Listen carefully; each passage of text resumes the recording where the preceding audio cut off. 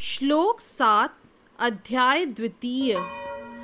कार्पण्यदोषोपहतः स्वभावः पृच्छामि त्वां धर्मसम्मूढचेताः यच्छ्रेयस्यानिश्चितं ब्रूहि तन्मे शिष्यस्तेऽहं शाधि मां त्वां प्रपन्नम्।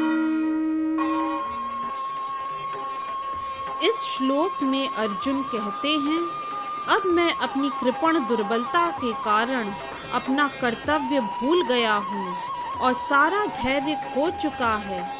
ऐसी अवस्था में हे मधुसूदन, मैं आपसे पूछ रहा हूँ कि जो मेरे लिए श्रेयस्कर हो उसे निश्चित रूप से बताएं।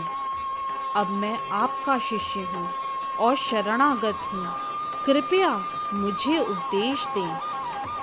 यदि इस श्लोक का विस्तार करें तो जीवन के उद्देश्य को जानने के लिए प्रामाणिक गुरु के पास जाना आवश्यक है, क्योंकि भौतिक कार्य क्षेत्र में हर पग पर मुश्किलें तथा निर्णय लेने की क्षमता की चुनौती मिलती है।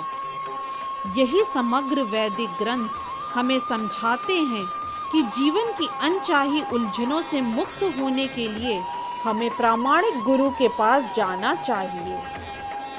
विश्व की स्थिति ऐसी है कि न चाहते हुए भी जीवन की उलझनें स्वतः उत्पन्न हो जाती हैं। अतः गुरु के निर्देश के अनुसार उनके बताए हुए मार्ग पर चलने से भौतिक उलझनें खत्म हो जाती हैं। अब प्रश्न यह उठता है कि मनुष्य कौन है? यह वह है जो जीवन की समस्या हल नहीं कर पाता और आत्म साक्षात्कार के विज्ञान को समझे बिना संसार को त्याग कर चला जाता है। मनुष्य जीवन अत्यंत मूल्यवान निधि है।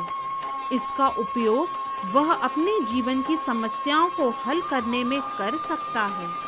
जो इस अवसर का लाभ नहीं उठाता उसे कृपण कहते हैं। ब्राह्मण इसके विपरीत होता है, जो इस शरीर का उपयोग जीवन की समस्त समस्याओं को हल करने में करता है। कृपण या कंजूस लोग अपना सारा समय परिवार, समाज, देश आदि के अत्यधिक प्रेम में गवा देते हैं। मनुष्य प्रायः चर्म रोग के आधार पर अपने पारिवारिक जीवन अर्थात पत्नी, बच्चों तथा परिजनों में आसक्त रहता है।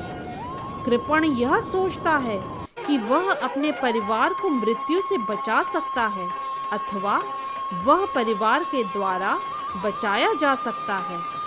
अतः बुद्धिमान होने के कारण अर्जुन इस बात को समझ गया कि उसकी रक्षा करने की नियत ही उसकी उलझनों का कारण बन गई है।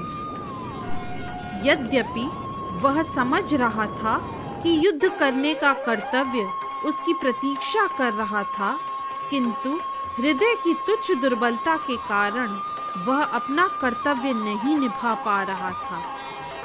अतः वह स्वयं को शिष्य मानकर अपने गुरु श्री कृष्ण से परामर्श प्राप्त कर रहा था और उन्हीं के मार्ग का अनुसरण करना चाह रहा था।